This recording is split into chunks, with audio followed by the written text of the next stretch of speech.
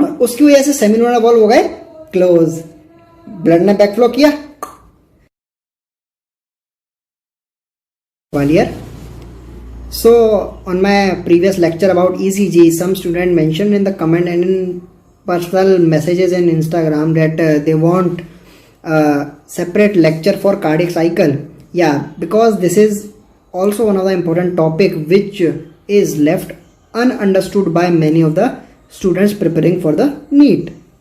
So I thought that how can I simplify the cardiac cycle in 5 or 10 minutes so that a larger section of NEET aspirants must get benefited. So today I am bringing some of the new concepts for you, newer for you, which are very minute but will enhance your knowledge about the circulatory system and particularly heart. So let us start without any delay.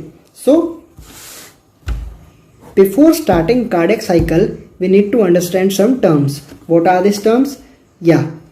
So in cardiac cycle, what does this mean? That the cycle which repeats itself in a particular interval of time to circulate blood in the whole body, and this action is done by heart.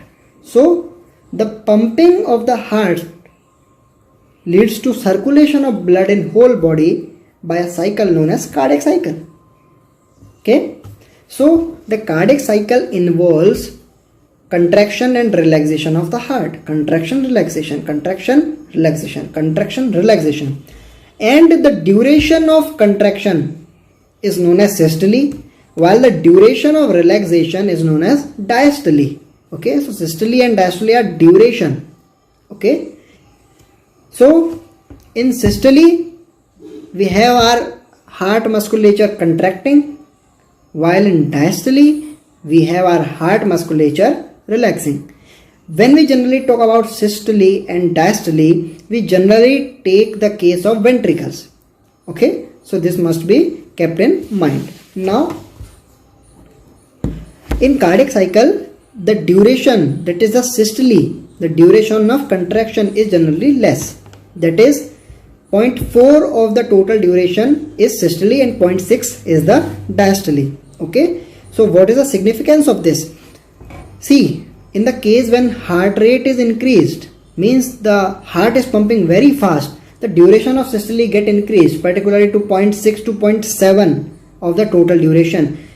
This leads to the decreased duration of relaxation of ventricles, which will lead to less stroke volume.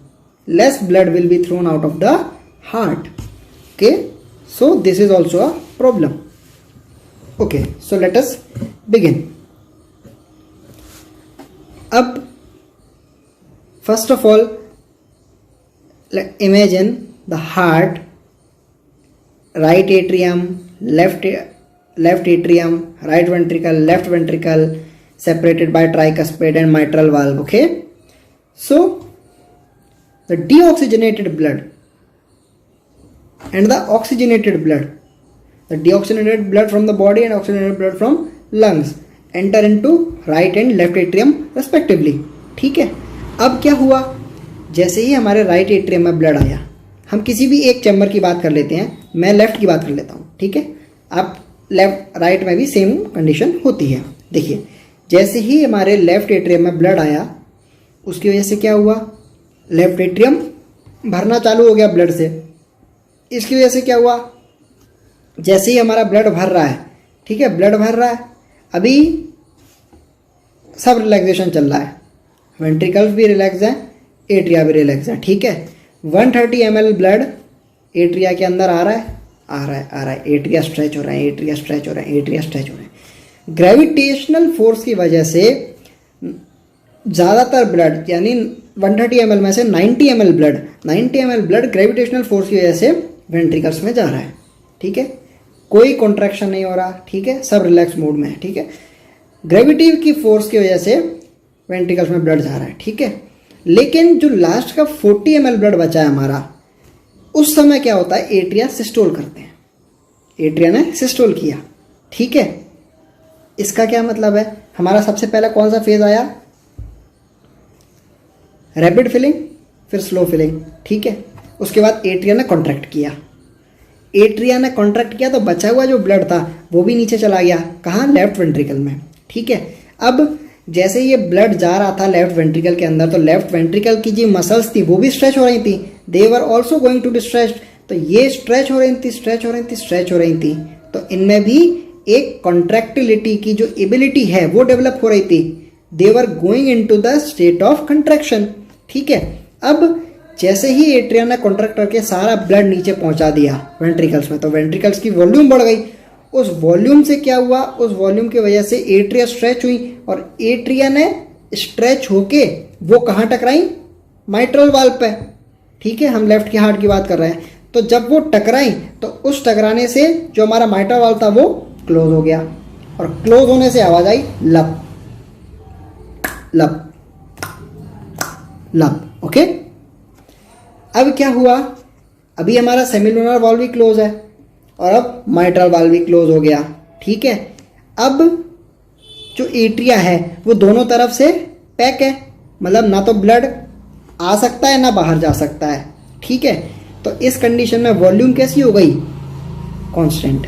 तो इस चीज को हम बोलते हैं iso volumetric phase. अब इसके बाद वेंट्रिकल क्या करेगा, कंट्रैक्ट करेगा, तो इस पीरियड को हम बोल देते हैं point of iso volumetric contraction, ठीक है। अब क्या हुआ, जैसे जैसे ब्लड की वॉल्यूम बढ़ती जा रही है और अब माइट्रल वाल्व भी क्लोज हो गए, तो अंदर वेंट्रिकल्स के अंदर प्रेशर बढ़ना स्टार्ट हो गया, बहुत बढ़ रहा है प्रेशर बढ़ रहा है। तो क्या होता है, हमारी जो आयोटा होती है वो एक प्रेशर लगा रही होती है, किस पर, सेमिलुनर वाल्व पे, तो वो सेमिलुनर वाल्व को क्या रखता है, क्लोज रखता है। अब वेंट्रिकल क्या लगा रहा है, अगेंस्ट में प्रेशर लगा रहा है, जो कि क्या चाहता है, सेमिलुनर वाल्व खुल जाए। तो जिसका प्रेशर ज़्यादा होगा उसके फेवर में काम होगा। तो जैसे ही हमारा लेफ्ट वेंट्रिकल का प्रेशर आयोटा के प्रेशर को एक्सीड कर जाता है, सेमिलुनर वाल्व खुल जाते हैं। अब ये प्रेशर क्या होता है, ये प्रेशर होता है अराउंड 80 mm Hg। आप रेफर भी कर सकते हैं, ये बुक्स में लिखा होगा 80 mm Hg, ये जनरल प्रेशर होता है। 80 to 120 हम ले सकते हैं, ठीक है। तो 80 mm Hg किसका होता है, आयोटा का, ठीक है। और 120 ले आता है लेफ्ट वेंट्रिकल, ठीक है। तो लेफ्ट वेंट्रिकल क्या कर देगा, सेमिलुनर वॉल्व को खोल देगा। अब सेमिलुनर वॉल्व खुल गए तो उसकी वजह से ब्लड आयोटा में पहुंच गया, ठीक है। अब आयोटा में ब्लड पहुंचा तो आयोटा क्या है, आर्टरी है, और आर्टरी की क्या प्रॉपर्टी है, दैट इट इज इलास्टिक। अब इलास्टिक की वजह से जैसे लार्ज अमाउंट ऑफ ब्लड आया तो वो डिस्टेंड हुई, ठीक है। डिस्टेंड हुई, ब्लड उसमें जा रहा है, लेकिन इलास्टिसिटी की एक और प्रॉपर्टी है, इलास्टिक रिकॉइल। तो जब वो इलास्टिक स्ट्रेच होता है, उसके बाद जब इलास्टिक रिकॉइल होता है, तब क्या होता है, कुछ ब्लड बैक फ्लो करेगा। अब जब कुछ ब्लड ने बैक फ्लो किया तो उसकी वजह से क्या हुआ, वो सेमिलुनर वॉल पे टकराया और उसकी वजह से सेमिलुनर वॉल हो गए क्लोज। ब्लड ने बैक फ्लो किया, तब हमारी आवाज आई डब, लब टप, ठीक है, डब, ठीक है। सेमिलुनर वॉल क्लोज हो गए, तो सेमिलुनर वॉल ने उस ब्लड को फिर से बाहर आगे की तरफ धक्का दे दिया और वो फिर आयोटा की तरफ हमारे बॉडी में ट्रांसफर हो गया। सेम केस हमारे राइट हार्ट के बारे में भी हो गया, ठीक है। अब क्या हुआ, सेमिलुनर वॉल क्लोज हो गए, लेकिन उस समय राइट एट्रियम भर रहा था, लेफ्ट एट्रियम भर रहा था, ठीक है। और लेकिन उस समय राइट एट्रियम का भी इतना ज़्यादा प्रेशर नहीं हुआ था कि वो माइट्रल वॉल खोल दे, ठीक है।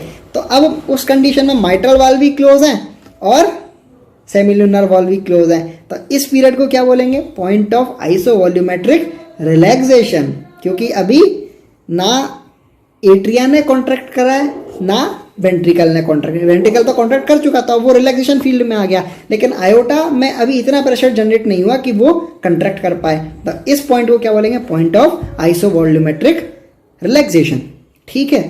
अब इसकी ड्यूरेशन की बात करें अगर हम कार्डियक साइकिल